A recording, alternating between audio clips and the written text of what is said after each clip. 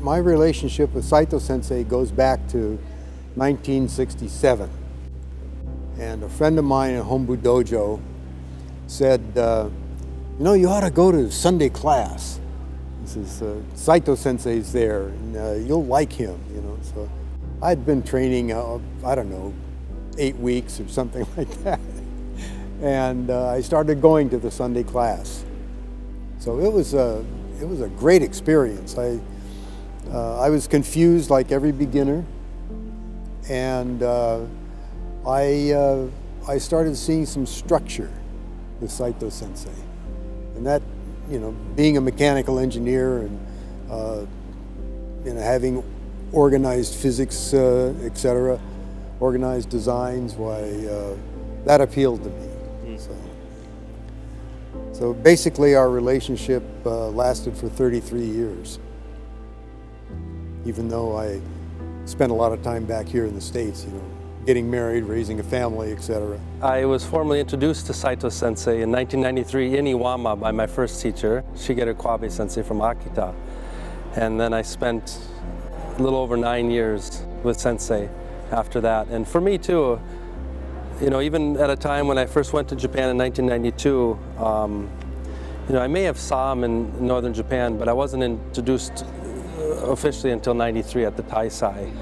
And he was just so easy to understand with his structure and his, you know, using his hands, and it was almost like he was speaking to you when you didn't even understand what he was saying. And then thankfully I got a little more proficient in the Japanese language over that decade, and I got to spend a lot of time with him right up until he passed away.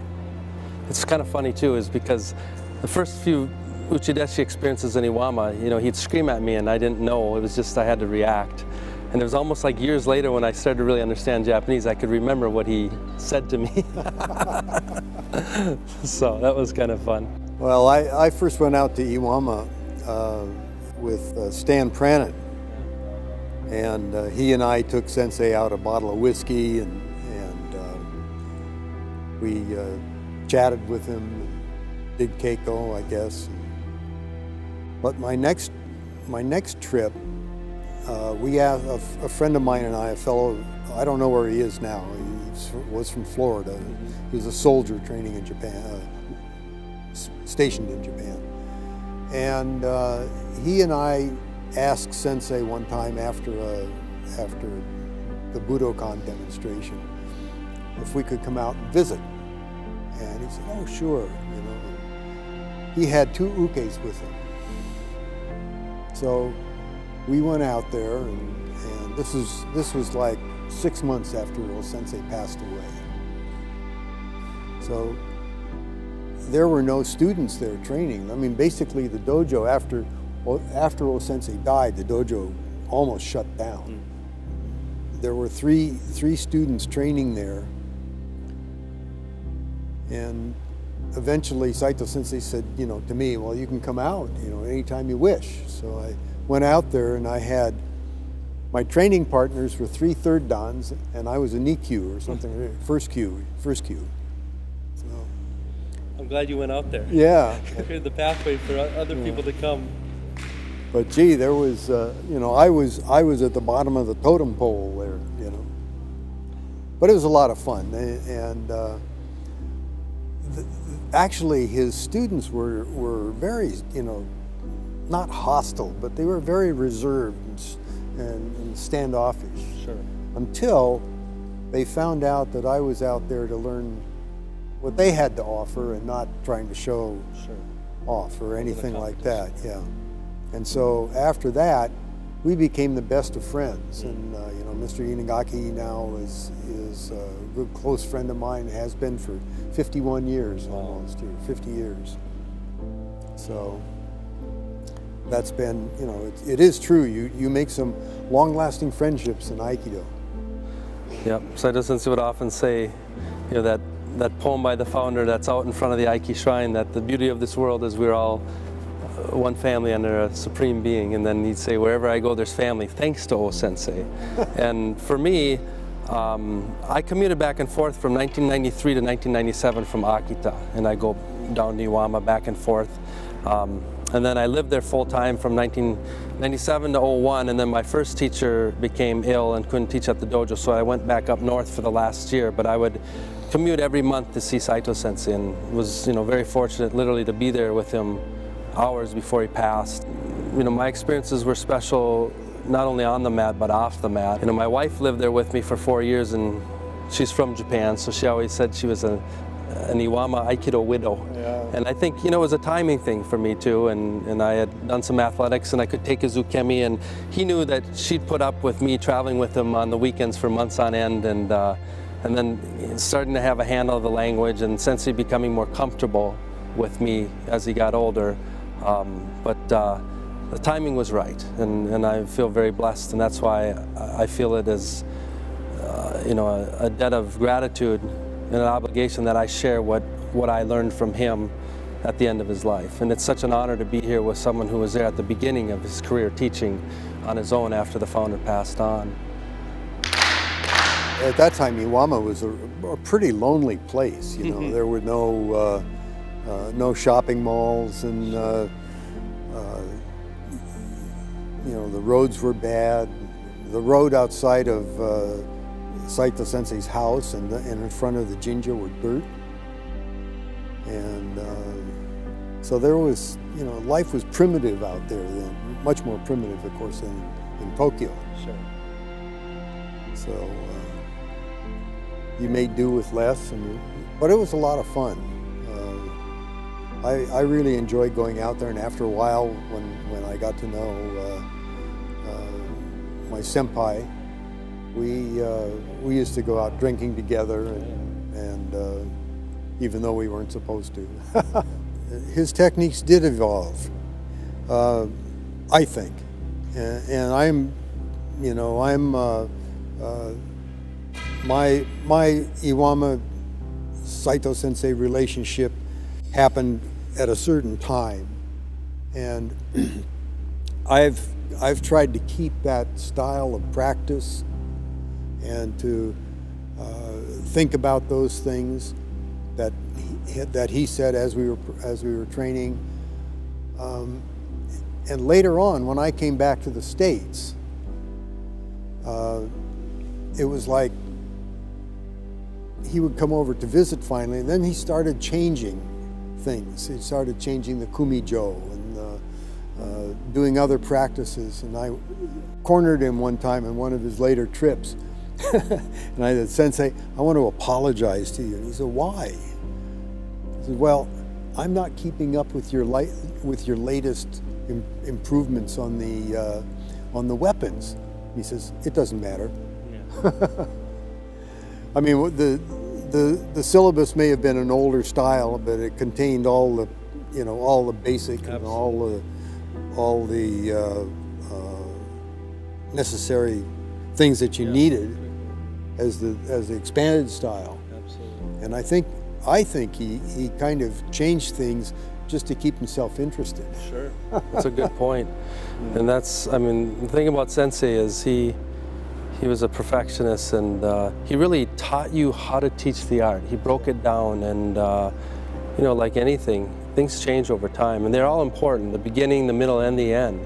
But I think it's pretty awesome to be able to, you know, be with someone who was there at the beginning.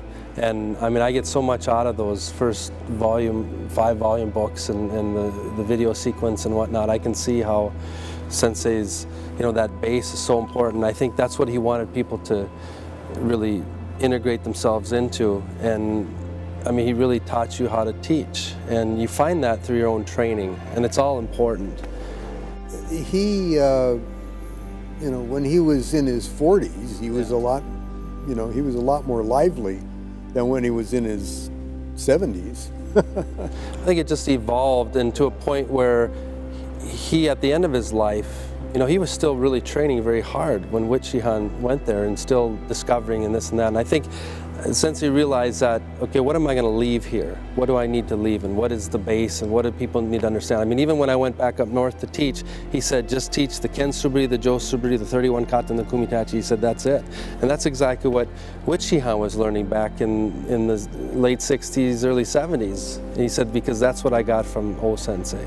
He wants to leave that, and I think the more we train, and you have an understanding of those basics, 10 years, 10,000 hours or more, that's where then the Takimusu can come into play. When I first started going out to Iwama, it was because he was teaching the Jo kata at Hombu, just after O Sensei passed. And I thought, oh, that's great, you know, something else to do besides taijutsu. Sure.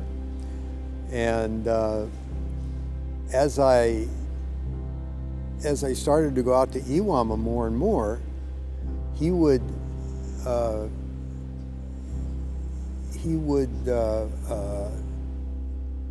kick me out of the dojo when he was teaching the senpai. So I had to go sit in the shokudo, and I hear bam, bam, bam, clashing of the weapons, and I couldn't watch, you know. So my second trip, I went home with just the 31 kata and the 13 kata. And when I came back the next time, I was shown the Ken Suburi, and then just a little, you know. And then I was shown Jo Suburi, and so my exposure to weapons came from Saito Sensei and lasted over a period of about 5 years. And he did that, he said, because he, at first, you know, he thought I probably had promise, but he didn't know whether I'd come back after I'd go back home, because a lot of foreigners would come in, train for a little bit, and then leave. Right. You know, not many people were staying like you. Oh yeah, well, I couldn't believe all the turnaround I saw, even from 1993 to 2002. I used to sit in the nosebleed section, and by the time it gets up to 2002, I got into the front row. But it's a toner. I was lucky, and so timing. Even Saito Sensei said, he told somebody else. He didn't tell me. Sure. He says, if I'd known Bill was going to, you know, stick around like that, I would have shown him more earlier. And I mean, back then it was still, you know, he was like very even conservative. Yeah, even O Sensei was so conservative. He didn't want to show these things. Saito Sensei would often talk about it. But now, again, I think it's our duty and our debt of gratitude to our teacher to share, so that for generations to come. I mean, he was such a genius, with 23 years with the founder, 33 years, you know, the sole chief instructor and guardian of the Aiki Shrine. That's 56 years. We owe that to the next generations, to be there for them. And then after you have a good understanding, the 10 years, 10,000 hours or more of that base, then maybe if you want to be innovative or whatnot, it's like anything, it grows. I mean, the founder's Aikido changed, Saito Sensei's Aikido changed, but it's all important. And I think it's important that people like us who trained with this gentleman and this legendary teacher, that we preserve what he taught us. And we can only teach it the way we learned it, you know. That's right. So, but we need to share it with others, and that's my mission. I'm not a religious person. That is to say, I was raised in a certain religion, but I haven't been to church in years, outside of my marriage. But I found a philosophical component to Aikido that I really like. And I'm using Aikido precepts and philosophy to try and be a better person. That's difficult because I have a bad memory over certain things. but I think the concept of training in something physical, which of course helps you in your life, because you don't just degenerate into a ball of flesh at the end of your life. Yes. You have a lot of activity left and a lot of contributions to make. But the But the philosophical aspect teaches you how to relate, coupled with the physical, keeps you interested in learning how to relate with others. And it also gives you I think Aikido gives you a moral code that we don't talk about enough. I find that to be those 2 points to be the most helpful. It is. It can be a way of life, and Saito Sensei was a brilliant technician. He never tried to put the philosophies on you or anything. He lets you find that for yourself, and I think through the training you do find those things that touch your heartstrings. And like in the book Heart and Appearance, it says the more you train, the more you find something that touches your heartstrings. Who is Aikido for, and what is Aikido? You become to answer that through your own trainings, and it definitely is physical, it's mental, it can be spiritual, but that you have to find your own path. And I find that the more you train, the more you're able to answer those questions. But for me, it's not my living, it's my life. And I've tried to, integrate it into an educational system, make it both an educational and a life tool. And Saito Sensei would often say, teach in a way that people are content with what they're being taught, and also teach in a way that anybody and everybody can do that. And I think that was witnessed this weekend with the high level of people and even the young kids and adolescents and things. And I think, you might have 30, 40, 50 people on the mat, and everybody might be here for a different purpose, but the key is to find that purpose. And I think that purpose lies in Aikido.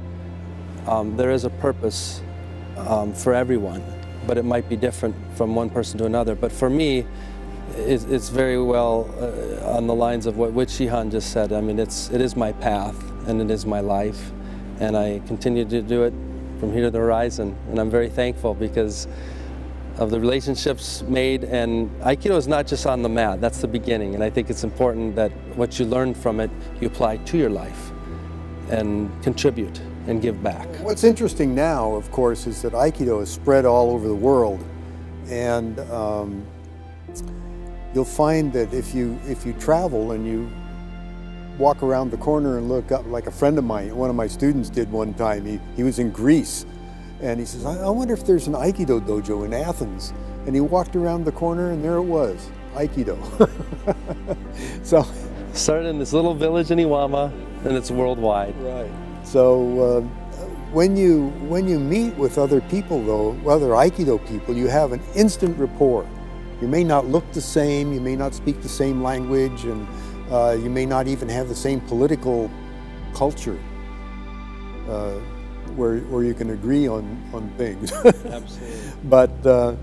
But when you're practicing Aikido and you're talking about Aikido afterward and sitting down and having a meal together and maybe a drink or two, you're cementing relationships with people in foreign countries. And I've always found that people that I've met all over the world through Aikido, it wouldn't have happened.